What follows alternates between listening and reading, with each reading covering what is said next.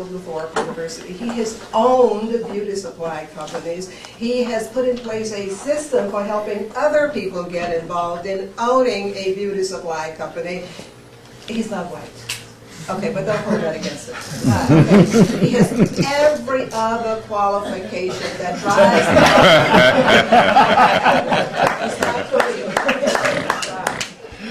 that should not be a problem for us, because remember, what we're trying to do is drive businesses through the black community. And here we have the perfect person to really help lead us through that, and will bear up under all of the scrutiny that this movement will surely get.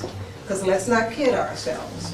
Whenever you try and change anything other than yourself, and sometimes when you're trying to change yourself, you get all sorts of communications from other people really who disagree with you. Whenever you try and take power, even if it should have been yours in the first place, you're inviting comment, ladies.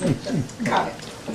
So Devin is a member of the SPLC Southern Poverty Law Center, the NAACP, the Shrines Organization, the National Black MBA Association, and Mount Ephraim Baptist Church. So you don't bring the Lord with us, and that would keep some of this off our back. I happen to be a speaker, so I just kind of won't go out the house. Kind of go with me here. So we are delighted to welcome you again to St. Louis. We are delighted to have you at the helm of this movement, and we're delighted to call you a friend. Devin.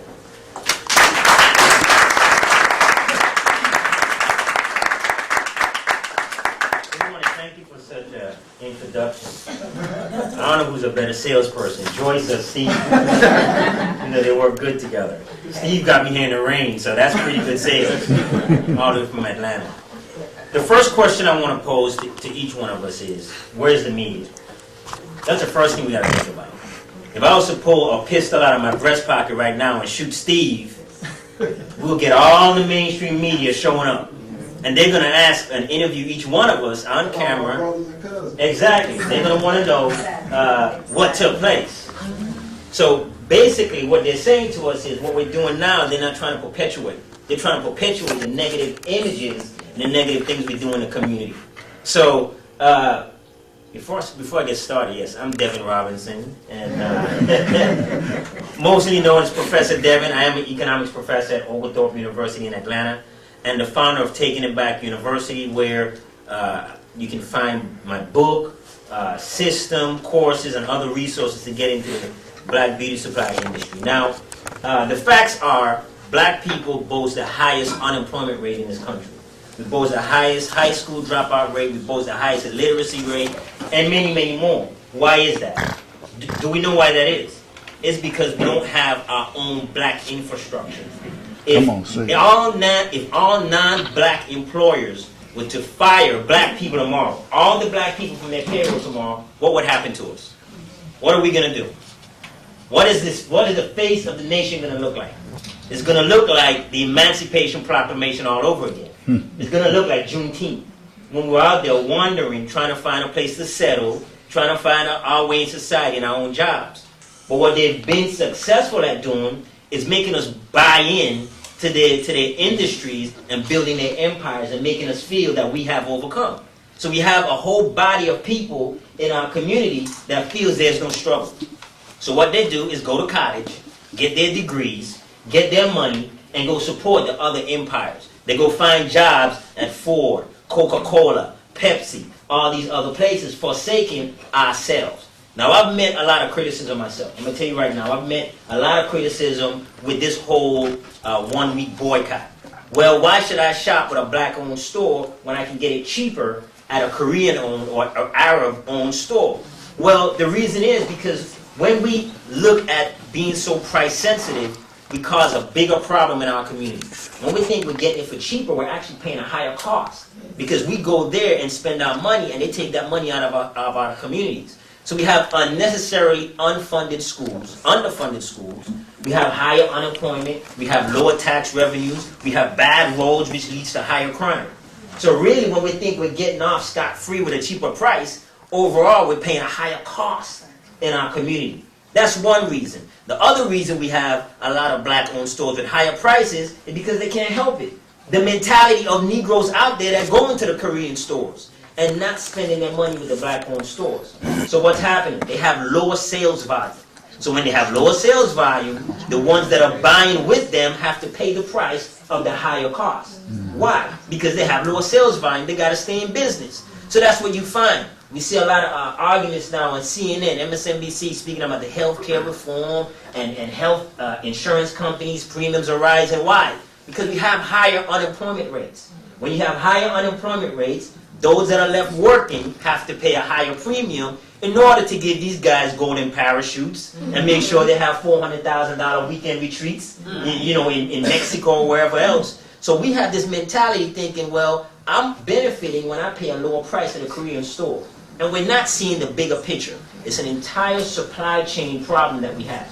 We have a few black manufacturers, Dudley's, Organic Root, Bronner Brothers, Luster. We have a few of them. But what's happening? They're taking their products and putting it in the possession of Korean-owned distributors.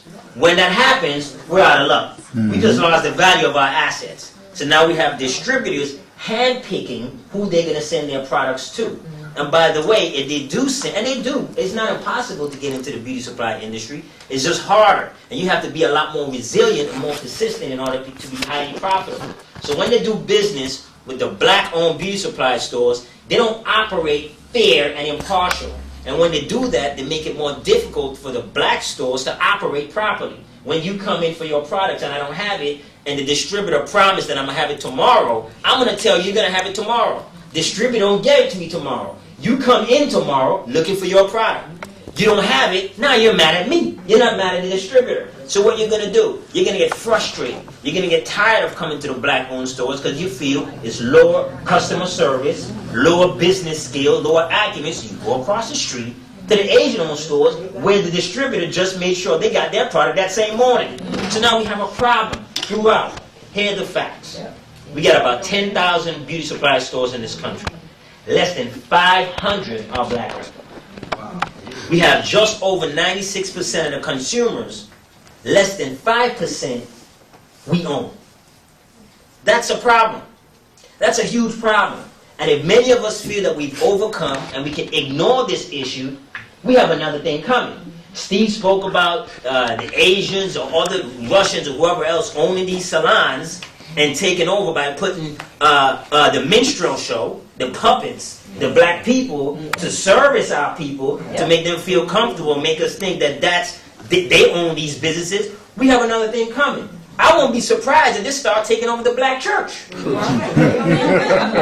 won't be surprised if they invest in the black churches, find themselves a Frederick K. Price, find themselves a Creflo Dollar, put them in the pulpit to preach to our people.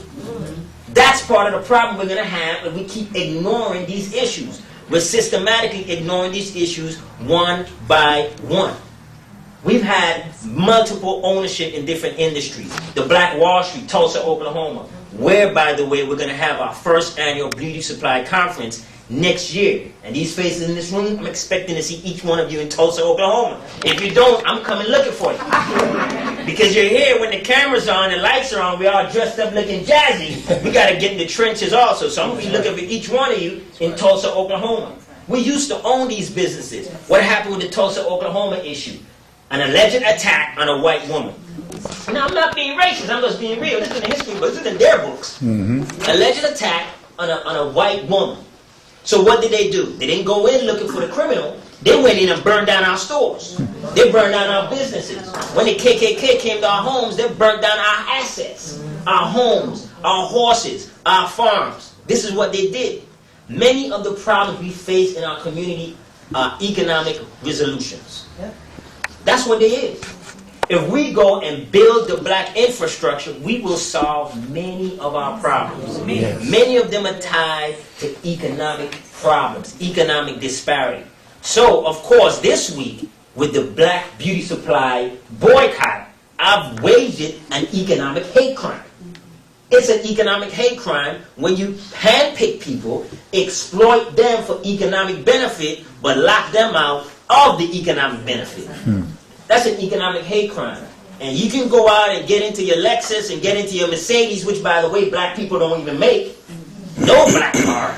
But we're consuming all of these other non-black entities or amenities or luxuries. We can continue to go ahead and consume them. I'm guilty. I have no choice. I'm looking for more brothers and sisters to open more industries that are owned by us so that I can support. I try to support them. I think I had a call the other day. I did a show on TV in Atlanta. The guy called my office. He said, I'm looking at you on TV. I bet you don't even buy your suits from a black business. I need you to call me back and tell me because you're a fraud. Newsflash, I do buy my suits from black people. In the hood. I don't live there, but I drive cross town to get my suits from that black business. He may be higher priced. I don't know. I don't care. But he's recirculating them dollars in my community, making sure our kids benefit, making sure our seniors benefit. Not everybody can escape the hood. So we got to make sure we can put our monies back in the hood. That's right. Thank you. That's part of our problem. We got to start owning these supply chains. We got to make sure we roll up our sleeves, stop worrying about price and worrying about convenience, and get some calluses and blisters on our feet like those who boycotted Montgomery buses back in the 1960s. That's what we got to do. We got to reshape that mentality. This small group of us in the room, we can make this viral. We can post stuff on YouTube. We can ensure that we get our people engaged in spending black. It's not racist. We're just the only ones that don't have a black infrastructure. Everyone else got one.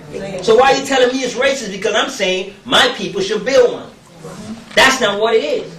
Really, black people are we're the last ones that are not racist in this country. Because we invite other races in our community and give them happily, joyfully, give them our dollar.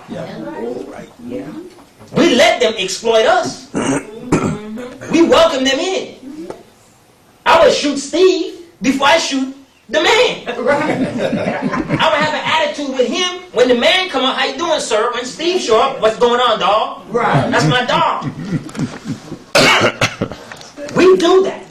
So until we reshape the way we think, and not just stop with the beauty supply industry, and make sure we make this spread to all the other industries, and build a black infrastructure to make sure that we're safe, so that they fire us, we ain't got to worry about having a job with these people. We can go down the street and say, hey, my neighborhood got plenty of jobs.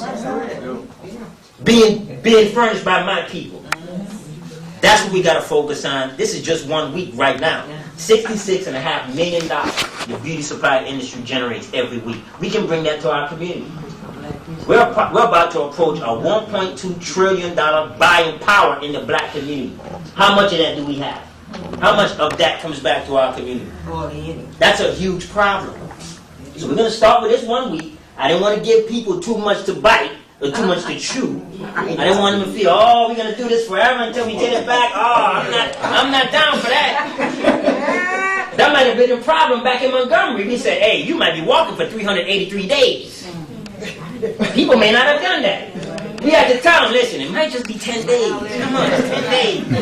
Back in a wheelchair, 10 days.